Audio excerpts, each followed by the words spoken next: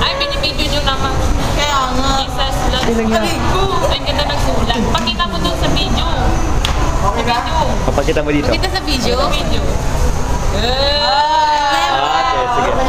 Akin na, akin na. Mamaya yan, kuya. Pakilagay na lang dito. Okay. Papakita ko ulit sa inyo ha. Marilyn, Jesus loves. Marilu, Marilu. Okay. Yung card mo, ilalagay ko sa bandang gitna. Ano yung nilagay mong pangalan kanina? Marilyn? Marilu. Ay, Marilu, Jesus loves me. You. Jesus loves you. So, naniniwala ka ba mahal ka ng Diyos?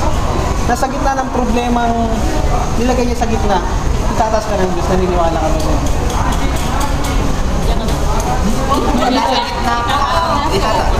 Mahal ka ng Diyos, Marilyn. Naniniwala ka ba na sa ibabaw ng baramo? Naniniwala ka ba ikaw ng baramo? Ah. Yes. Yes? Okay. Ito ba yung baramo? Okay. So yung baramo, ganyan eh, pag nagmamahal tayo sa Diyos, pag nakikita niya yung pagmamahal natin sa Diyos, yung kaaway, iniipit niya tayo sa gitna ng problema. Pero tatanungin kita muli, mahal mo ba ang Diyos? Naniniwala ka ba na namatay ang si Jesus dahil sa kasalanan natin? Niligtas niya tayo sa kasalanan natin. So naniniwala kayo na ilalagay ka niya sa ibabaw. Naniniwala ka? Paki-inspect nga yung baramo kung may gaya. Papakita ko yun. Hold this card dito. So nakikita ng kaaway yung dedication mo, Marilu. So ilalagay ka niya muli sa gitna, okay? Marilu, pakiipit sa gitna. Ay, pakitulak. Pakitulak pa ba siya? Pakihawakan. So, naniniwala ka ba na itataas ka muli ng Panginoon sa gitna ng mga problema ito? So, naniniwala ka ba na sa ibabaw na yung bara mo? Pakitignan nga. Hindi ko sinasabi sa kamay ng tao.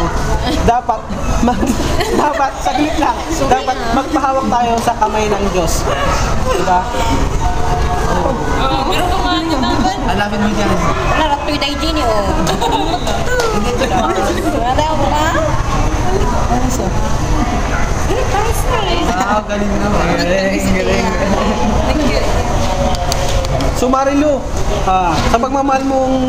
sa pagmamahal mo sa Diyos, nakikita niyo yung dedication mo eh. Kasi tinanggap mo siya bilang Diyos na tagapagligtas, di ba? Sabay-sabay nga natin sabihin natin, Panginoon, sabay-sabay tayong lahat, Panginoon, tinatanggap kita bilang aking Diyos at tagapagligtas. Amen. So, Amen. So itong baraa mo, nakikita talaga ng kaaway na talagang sashuffle ka ng kaaway.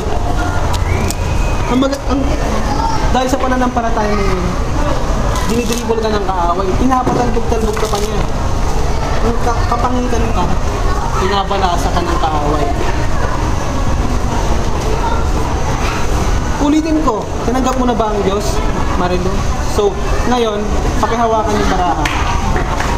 Sabi mo, nananampalataya ako sa Diyos na ayusin niyang bawat problema ko. Nananampalataya ako sa Diyos na ayusin niya ang bawat problema. So, naniniwala ka maayos na yan? Oo? Pa ganun ka? Naniniwala ka? Okay. So, sa pagpapaniwala mo, lahat ng taong ito yung mga to, kunwari tao, kasi yung pinili mong barahan, nagre-represent sa'yo. Lahat ng barahan to, nakatingin sa baba, pero may isang barahan na nakatingin sa Diyos. Ano na yung barahan mo, Marilu? Nakalimutan ko na eh. Galing. Marilu, Jesus loves you. So, yun yan. So, paano naman natin si Lord?